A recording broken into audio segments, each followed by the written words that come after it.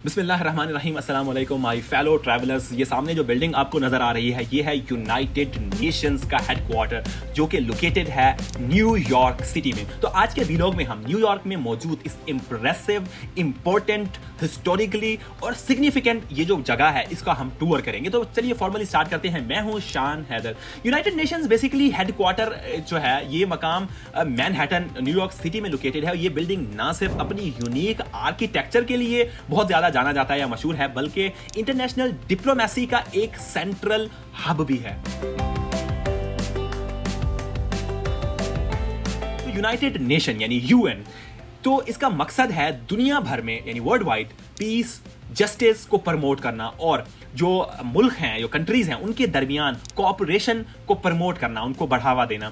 UN की basically जो history है वो शुरू होती है साल 1945 से, जब सेकेंड वर्ल्ड वॉर खत्म हुई। दुनिया के जो लीडर्स थे उन्होंने पीस और सिक्योरिटी को मेंटेन करने के लिए एक इंटरनेशनल ऑर्गेनाइजेशन बनाने का एक फैसला किया, डिसीजन लिया कि कोई एक ऐसी ऑर्गेनाइजेशन होनी चाहिए जो कि जमानत हो पीस की, जस्टिस की, इन चीज़ों की। तो उन्होंने फैसला किया कि एक ऐसा मतलब इदारा बनाया जाए जो जिसका नाम इन्होंने बाद में यूएन रखा।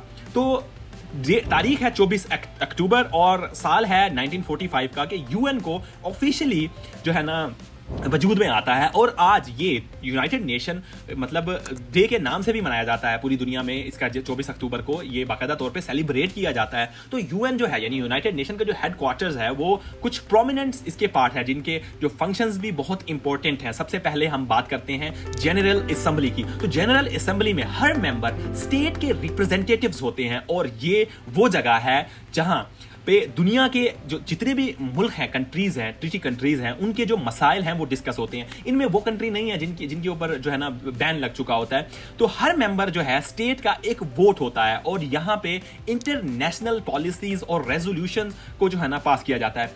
ऑनेस्टली अगर मैं बताऊं तो मैंने वहाँ पे के एक एम्प्लॉय से भी मैंने पूछा कि इसका ग्लोबली इम्पैक्ट क्या है। तो उसने मुझे बताया कि इसका खास इम्पैक्ट नहीं है, सिंबॉलिकली है, सिर्फ एक ग्लोबल जो है क्लाइमेट चेंज के ऊपर ये बहुत अच्छे से काम कर रहे हैं। अदरवाइज लोग इनको नहीं सुनते। ये बहुत सी जगहों पे करते हैं, इनकी मतलब वो है, कर सकते हैं बहुत कुछ, लेकिन दुनिया इनकी इतनी कोई खास सुनती नहीं है। ये दुनिया को कंट्रोल करने के लिए है बेसिकली। कोई मुल्क अगर ज्यादती कर रहा है या कोई ज्यादती नहीं भी कर रहा, किसी को अगर दबाना चाहते हैं तो वो कंट्री जो इसके परमानेंट मेंबर हैं जैसे रशिया, चाइना, अमेरिका, यूके वगैरह, तो ये जो है ना इसके परमानेंट मेंबर हैं। अगर इन्होंने किसी कंट्री को दबाना है, उसके ऊपर पाबंदियां लगानी है, अपनी बात मनवानी है, तो ये उससे प्रेशर भी डलवाते हैं। तो IMF जो है ना, court, international court of justice, ये सारे यूएन की जो है ना पार्ट्स हैं, इस यूएन बॉडी के पार्ट्स हैं।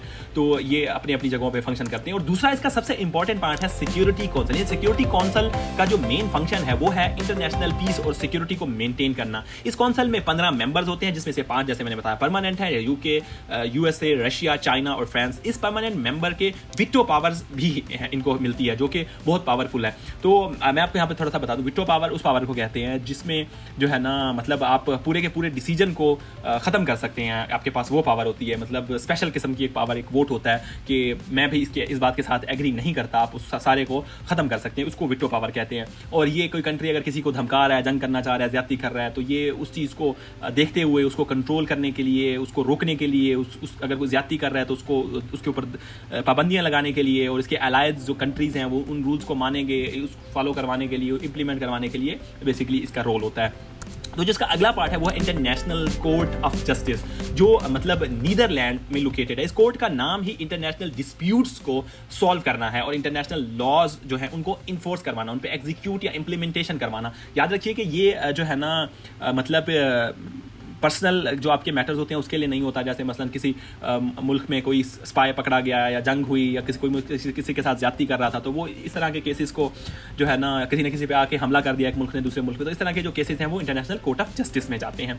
तो यूनाइटेड नेशंस का जो हेडक्वार्टर है इसमें कुछ मेजर इंस्टीट्यूट्स भी हैं, जैसा कि UN सेक्रेटेरिएट जो कि डेली एडमिनिस्ट्रेटिव और ऑपरेशनल जो टास्क हैं उनको हैंडल करते हैं। इसके अलावा यूनेस्को यानी United Nations educational, scientific and cultural organisation, उसके अलावा यूनिसेफ है यानी United Nation international children's emergency fund और WHO वर्ल्ड हेल्थ ऑर्गेनाइजेशन जैसे इंस्टीट्यूट भी यूएन के अंडर काम करते हैं। और यूएन का जो हेडक्वार्टर है इसका जो आर्किटेक्चर है वो भी काफी ज्यादा इंप्रेसिव है। इस बिल्डिंग का डिजाइन ऑस्कर नेमियार और ली कॉर्बिसियर ने मिलकर बनाया था। सॉरी अगर मैंने गलत प्रोनाउंस किया हो। तो बिल्डिंग के अंदर आपको जनरल असेंबली हॉल और सिक्योरिटी काउंसिल चैम्बर जैसे इंपोर्टेड चैम्बर्स मिलेंगे। यहां पर बहुत से हिस्टोरिकल इवेंट्स और मीटिंग्स कंडक्ट की जाती हैं।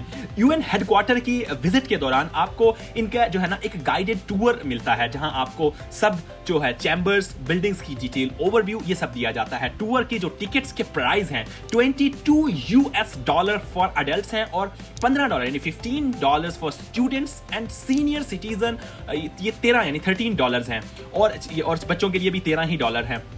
तो यूनाइटेड नेशन ने बहुत से मेजर इंटरनेशनल इश्यूज को सॉल्व करने में बहुत ही इंपॉर्टेंट रोल भी प्ले किया है। यहाँ पर आपको हिस्टोरिकल रेजोल्यूशंस पास हुई हैं जो दुनिया की हिस्ट्री को चेंज कर चुकी हैं, जैसे कि यूएन की जो इंटरवेंशन के थ्रू कोरियन वार का जो सीज फायर है और जो क्यूबन में मिजल क्राइसिस का रेजोल्यूशन है और बहुत सी ह्यूमैनिटेरियन जो मिशंस हैं उनका जो लॉन्च था। तो मैं जो ह्यूमैनिटेरियन मैंने गलत पहले कहा है उसको डिलीट कर दीजिएगा। अच्छा, अगर आप न्यूयॉर्क सिटी में हैं तो यूनाइटेड नेशन हेडक्वार्टर जरूर विजिट करें। ये ना सिर्फ एक हिस्टोरिकल और एजुकेशनल एक्सपीरियंस है बल्कि आपको इंटरनेशनल डिप्लोमेसी और ग्लोबल कोऑपरेशन के इंपॉर्टेंस को भी जो है ना इससे सीखने को मिलता है, आपको पता चलता है। और ये भी याद रखें कि यहां से कुछ स्टेप्स दूर आपको एक ब्यूटीफुली ईस्ट रिवर का व्यू भी मिलता है जो आपको मतलब आपके विजिट को और भी मेमोरेबल बना देता है। तो मैंने इस यूएन के जो है ना विजिट के दौरान जब मैं इस बिल्डिंग को, इस जगह को विजिट कर रहा था तो मुझे यहां पर एक चाइनीज बंदा मिला। ये जो आप देख रहे हैं स्क्रीन पे,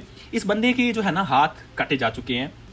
तो ये बंदा पिछले 7 सालों से बैठा है यहाँ पे। इसने जो है ना जो चाइना की गवर्नमेंट है उसके खिलाफ एक प्रोटेस्ट कर रखा है। इसने यहाँ पे ये बैनर्स लगा रखे हैं कि चाइना की गवर्नमेंट जो है ना हमारे साथ ज्यादती करती है। वो ज़रूरी नहीं है कि ये मुस्लिम भी नहीं है, वो ज़रूरी नहीं है कोई भी हो, तो उसके साथ कोई ज्यादती हुई है तो ये उसका प्रोटेस्ट करने के लिए पिछले 7 सालों से यूएन के सामने बैठा है। और इसके अकॉर्डिंग के ये जो है ना जो वाशिंगटन डीसी के अंदर जो प्रेसिडेंट का हाउस है, यूएस प्रेसिडेंट का वाशिंगटन वाइट हाउस जो है जहाँ पे अभी प्रेसिडेंट जो बाइडन है, वहाँ पे भी ये प्रोटेस्ट कर चुका है। और ये 3 महीने काम करता है, बाकी सारा साल ये यहाँ पे बैठ के प्रोटेस्ट करता है और ये दिखा रहा है कि देखो मेरे कैसे हाथ काटे गए, मुझे जो है ना इन्वेस्टिगेशन के दौरान मुझे करंट लगाया गया और मेरा जिन वजह से मेरे हाथ कटे और मैं अब जो है ना काम नहीं कर सकता। और ये प्रोटेस्ट कर रहा है अपनी गवर्नमेंट के खिलाफ यूएन के सामने बैठ के पिछले कई सालों से। तो ये भी एक एस्पेक्ट है इस जगह का, ये भी एक पहलू है दुनिया का। तो ये भी कुछ वाक़या है और ये कुछ मुख्तसर सा अहवाल था यूएन जो है ना कि बिल्डिंग का, यूनाइटेड नेशंस के हेडक्वार्टर का। तो आज की वीडियो को हम एंड करते हैं यहीं पे। आपसे फिर मुलाकात होगी किसी और वीडियो में।